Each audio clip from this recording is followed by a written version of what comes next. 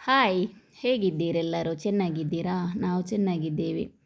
ಇವತ್ತೊಂದು ಚಿಕನ್ ಮಂದಿ ಮಾಡುವ. ರೆಸ್ಟೋರೆಂಟ್ ಸ್ಟೈಲಲ್ಲಿ ಹೇಗೆ ಮಾಡ್ತಾರೆ ಹಾಗೆಯೇ ನಾನು ಮಾಡಿ ತೋರಿಸ್ತೇನೆ. ನನ್ನ ವಿಡಿಯೋವನ್ನು ಫುಲ್ಲು ನೋಡಿ, ಎಲ್ಲಿ ಸ್ಕಿಪ್ ಮಾಡೋದು ನೋಡಿ ಆಯಿತಾ. ಈ ವಿಡಿಯೋ ನೋಡಿ ನನಗೆ ಸಬ್ಸ್ಕ್ರೈಬ್ ಮಾಡಿ, ಲೈಕ್ ಮಾಡಿ, ಒಳ್ಳೆ ಕಮೆಂಟೆಲ್ಲ ಕೊಡಿ.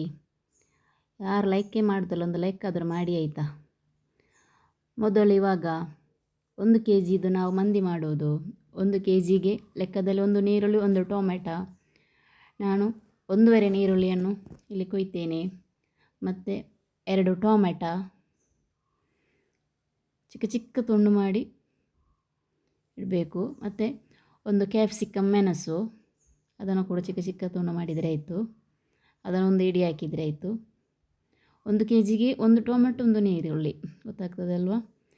ನಾನು ಮಾತ್ರ 2 ಟೊಮೆಟೊ ಹಾಕಿದ್ದೇನೆ, ಇಲ್ಲಿ 1.5 ನೀರುಳ್ಳಿ ಹಾಕಿದ್ದೇನೆ. ಇದನ್ನೆಲ್ಲವನ್ನು ಕೊಯ್ದದನ್ನು ಒಂದು ಪಾತ್ರೆಗೆ ಹಾಕುವ. ಒಂದು ಪಾತ್ರೆಗೆ ಹಾಕಿ ಅದನ್ನು ಫುಲ್ಲು ಕೈಯಲ್ಲಿ ನಾವು ಮ್ಯಾಶ್ ಮಾಡಬೇಕು. ಇದಕ್ಕೆ ನಾವು ಇವಾಗ ನಾವು ಒಣಲಿಂಬೆಯನ್ನು ಹಾಕುವ. ಒಣಲಿಂಬೆಗೆ ಸ್ವಲ್ಪ ತೂತು ಮಾಡಿ ಹಾಕಿದರೆ ಆಯಿತು. ಮತ್ತು ಮ್ಯಾಗಿ ಕ್ಯೂಬು 1ರಲ್ಲಿ 2 ಬರ್ತದಲ್ಲ, ಅದನ್ನು ಹಾಕಿಬಿಡುವ. ಇದನ್ನು ಹಾಕಿದರೆ ಆಯಿತು.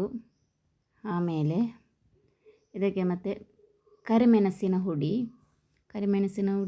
ಎಲ್ಲ ಸ್ವಲ್ಪ ಸ್ವಲ್ಪ ಹಾಕಿದರೆ ಆಯಿತು. ಖಾರಕ್ಕೆ ಅನುಗುಣವಾಗಿ ನೋಡಿದರೆ ಆಯಿತು ಹೇಗೆ ಅಂತ. ಮತ್ತು ಮಂದಿ ಮಸಾಲೆ ಹಾಕಬೇಕು, ಗರಂ ಮಸಾಲೆ, ಮತ್ತು ನಾವು ತೊಳೆದಿಟ್ಟ ಕೋಳಿಯನ್ನು ಹಾಕಿದರೆ ಆಯಿತು.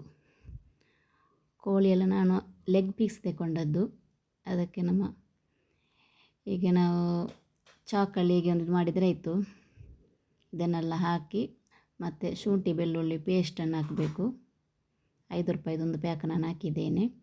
ಮತ್ತು ಸ್ವಲ್ಪ ಅರಸಿನ ಪುಡಿ ನಮ್ಮ ಮನೆಯಲ್ಲಿ ಆದದ್ದು, ಇದು ನಾವು ಮಾಡಿದ್ದು. ಅದನ್ನು ನಾನು ತೋರಿಸಿದ್ದೇನಲ್ಲ ಆ ವಿಡಿಯೋವನ್ನು.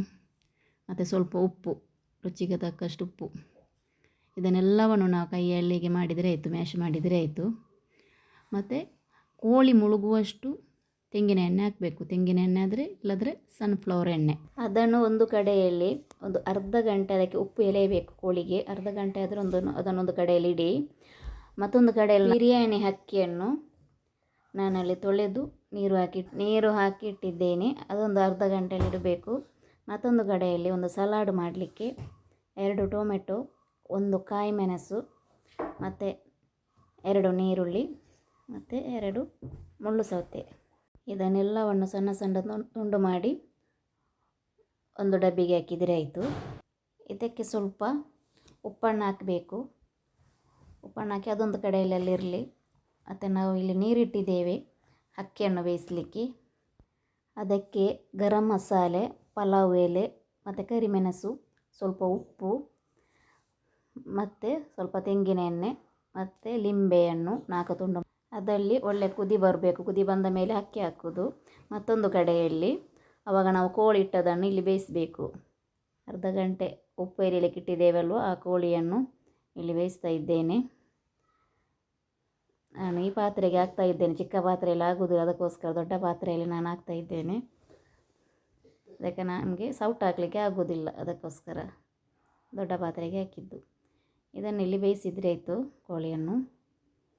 ಇಲ್ಲಿ ನಮ್ಮ ನೀರು ಕುದಿ ಬರ್ತಾ ಉಂಟು. ಮತ್ತೊಂದು ಕಡೆಯಲ್ಲಿ ಇದಕ್ಕೆ ನಾವು ಅಕ್ಕಿಯನ್ನು ತೊಳೆದಿಟ್ಟದನ್ನು ಇದಕ್ಕೆ ನಾನು ಹಾಕ್ತಾ ಇದ್ದೇನೆ ನೀರಿಗೆ.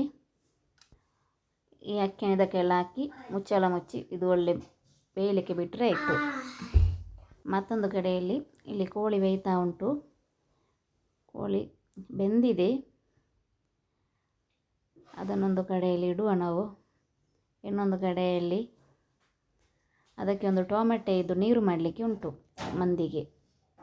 ಅದಕ್ಕೆ ನಿಮಗೆ ಎಷ್ಟು ಬೇಕು ಅಷ್ಟು. ನಾನೊಂದು 5-6 ಟೊಮೆಟೊಯನ್ನು ತಗೊಂಡಿದ್ದೇನೆ.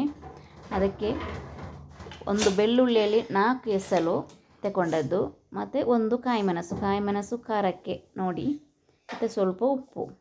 ಇದನ್ನು ಮಿಕ್ಸಿಯಲ್ಲಿ ಚೆಂದ ರುಬ್ಬಬೇಕು. ಮತ್ತೊಂದು ಕಡೆಯಲ್ಲಿ ನಮ್ಮ ಊಟ ಬೆಂದಿದೆ. ಇನ್ನು ಊಟವನ್ನು ತೆಗೆಯುವ. ಊಟ ಎಲ್ಲವನ್ನು ತೆಗೆದು ಅಲ್ಲಿ ಒಂದು ಕಡೆಯಲ್ಲಿ ಇಟ್ಟಿದ್ದೇನೆ. ಇಲ್ಲಿ ಮತ್ತೊಂದು ಕಡೆಯಲ್ಲಿ ಟೊಮೆಟೊ ರುಬ್ಬಿದ್ದುಂಟಲ್ವ, ಆ ಟೊಮೆಟೊ ರುಬ್ಬಿದ್ದನ್ನೊಂದು ಪಾತ್ರೆಗೆ ಹಾಕಿ ಅದಕ್ಕೆ ತುಂಬ ನೀರು ಹಾಕಬೇಕು.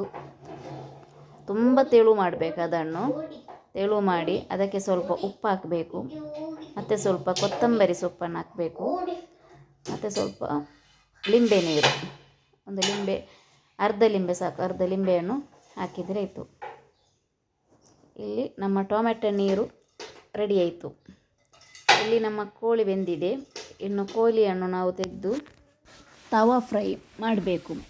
ಅದಕ್ಕೆ ನಾವೊಂದು ಕಾವಲಿಯನ್ನು ಇಟ್ಟಿದ್ದೇನೆ.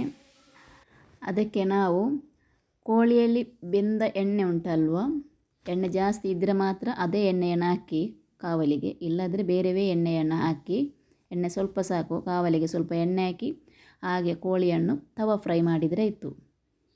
ಅದಕ್ಕೆ ಏನು ಹಾಕಬೇಕಂತ ಏನಿಲ್ಲ, ಸ್ವಲ್ಪ ಕೆಂಪಾದರೆ ಆಯಿತು. ಒಮ್ಮೆ ಅದನ್ನು ತಿರುಗಿಸಿ ಎಲ್ಲ ಹಾಕಿದರೆ ಆಯಿತು ಕೋಳಿಯನ್ನು. ಹಾಗೆ ಮತ್ತೆ ತೆಗೀರೆ ಅಷ್ಟು ಕೆಂಪಾದರೆ ಆಯಿತು.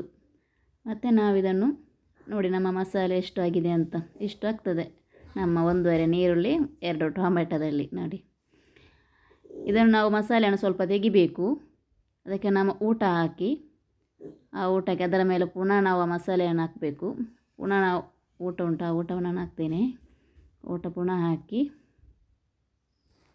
ಅದಕ್ಕೆ ಪುನಃ ನಾವು ಮಸಾಲೆಯನ್ನು ಹಾಕಬೇಕು. ತೆಗೆದಿಟ್ಟ ಮಸಾಲೆ ಉಂಟಲ್ಲ, ಅದನ್ನು ಪುನಃ ಹಾಕಬೇಕು. ಮತ್ತು ಅದಕ್ಕೆ 4 ಕಾಯಿ ಮೆಣಸನ್ನು ಊಟದ ಒಳಗೆ ಹಾಗೆ ಹಾಕಬೇಕು. ಮತ್ತು ನಮ್ಮ ಕೋಳಿ ಕಾಯಿಸಿದ್ದನ್ನು ಹಾಗೆ ಇಟ್ಟರೆ ಆಯಿತು. ಮತ್ತು ತುಪ್ಪ ಹಾಕಿದರೆ ಆಯಿತು. ನಾನು ತುಪ್ಪವನ್ನು ಬಿಸಿ ಮಾಡಿ ಹಾಕಿದ್ದೇನೆ. ಮತ್ತು ಅದಕ್ಕೆ ಸ್ವಲ್ಪ ಹೊಗೆ ಕೊಟ್ಟರೆ ಆಯಿತು. ಹೊಗೆ ಕೊಡುವಾಗ ಅದಕ್ಕೆ ತೆಂಗಿನ ಎಣ್ಣೆ ಹಾಕಿ, ಸನ್ಫ್ಲವರಿಂದ ತೆಂಗಿನ ಎಣ್ಣೆ ಹಾಕಿದರೆ ಒಳ್ಳೆ ಪರಿಮಳ ಬರ್ತದೆ.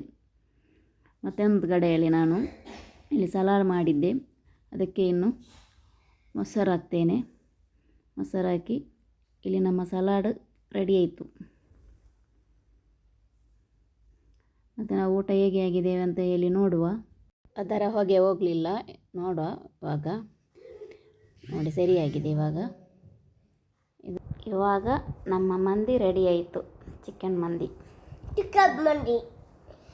ಮತ್ತು ಇದನ್ನೆಲ್ಲವನ್ನು ಮಿಕ್ಸ್ ಮಾಡಿದರೆ ಆಯಿತು. ಚಿಕನ್ ಮತ್ತು ಊಟವನ್ನೆಲ್ಲ ಹೀಗಿವೆ ಅದರ ಪದಾರ್ಥ, ಮತ್ತು ನಾವು ತುಪ್ಪ ಹಾಕಿದ್ದು ಅದೆಲ್ಲ ಮಿಕ್ಸ್ ಮಾಡಿದರೆ ಆಯಿತು. ನನ್ನ ಮಗನ ಬರ್ತ್ಡೇ, ಅದಕ್ಕೋಸ್ಕರ ಅಂಗನವಾಡಿಯ ಮಕ್ಕಳಿಗೆ ಊಟ ಮಾಡಿ ಕೊಟ್ಟದ್ದು.